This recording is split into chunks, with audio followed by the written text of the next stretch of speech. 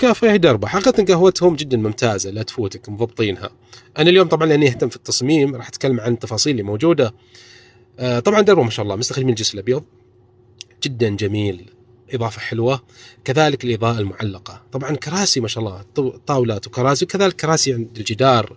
واللي عجبني حقيقة استخدام الإضاءة المخفية، سبق كنا نشوفها في الأسقف، إلا ما شاء الله جدا جميلة تكون تحت الكراسي. طبعا عندهم فرن ما شاء الله تأخذ وجبتك ساخنة، ولكن لسه مش جاهز، برضو الجسر الأبيض فوق الفرن.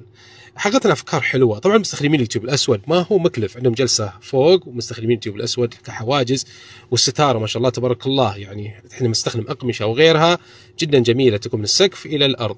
برضو التيوب الأسود على الدرج، إضافة جدا جميلة وحلوة. طبعا نفس الشيء هنا عندك الكاونتر الكاشير، نفس الهوية مستمرين فيها.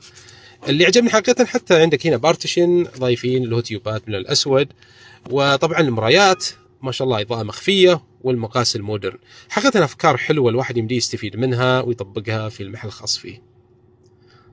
طبعا من الأشياء المميزة عندهم اللي عجبني طبعا حاطينه في بوكس زجاجي، جرب